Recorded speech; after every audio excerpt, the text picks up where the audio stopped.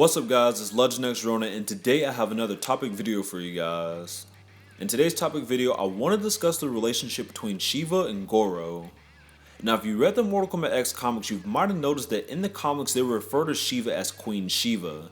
And as you guys already know, Goro is the prince of all Shokans. So with that being said, what is their relationship to one another? Well, after going back through the comics again, I think I know the answer to that.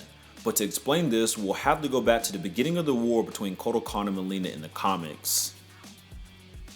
In the beginning of the Mortal Kombat X comics, we see that Mileena had enlisted Goro to fight off Shokans' forces and kill Shokans so that she can regain her throne. In the process of fighting off Shokans' forces in the beginning of the war, Goro had fought and killed Shokans' father. Angered, Shokan used the power of the Blood Dagger, sought out Goro and his army, and fought Goro one-on-one. Seemingly, Goro did have the upper hand until Shokan ripped off two of his arms and then cut off the other two. He then left Goro to return to his home in Shane after this defeat. Angered by his son's loss, Goro's father King Gorbag sought out Shokan later on in the comics and then fought him during the war one-on-one. King Gorbag had the upper hand for the moment, but then Shokan turned the tables and killed King Gorbag by twisting his neck and then smashing his head. Okay, so here's where the topic subject comes in. In the scene of chapter 18, Kintaro tells Goro that the Draco and Tigra families have voted and decided that his injuries disqualify him from his claim to the throne now that his father is dead, and that after the battle against Shokan, a contest will be held where the Shokans will battle for the throne. So my theory is that Sheeva must have entered this tournament and won and became Queen of the Shokans. Now this would make a lot of sense because when we see Sheeva later on in the comics, it's after the battle between Shokan and the Shokans. So I guess now that Goro is gone and doesn't have a claim to the throne anymore, Sheeva is now the ruler of the Shokans. I actually think this is a pretty cool thing that they're going with because Sheeva never actually had much of a role or any serious backstory as a character, and it's kind of cool to see how she became queen, kind of like how she did in her Mortal Kombat 9 ending.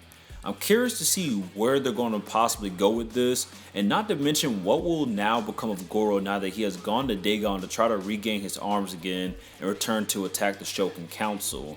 I wonder if they'll ever have the two of them in the game at the same time again and how they will make them differ between one another when it comes to variations.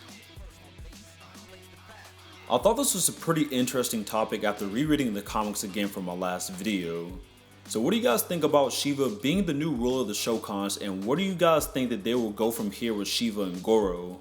Be sure to let me know all y'all's thoughts in the comments below. If you guys enjoyed this video or found it informative, then please be sure to drop this video a like, I'd really appreciate it. If you would like to, you can check out my previous video where I discussed the whole entire Mortal Kombat X time frame and explain the order of events along with the comics and how the comics should be at least considered semi-canon. Just click this link right here on the top right of the screen. Be sure to follow me on Twitter at LegendXRona to keep up with all things that I do with my channel, and if you're new to my channel, be sure to hit that subscribe button for all things Mortal Kombat. This is LegendXRona, and I'll see you guys later.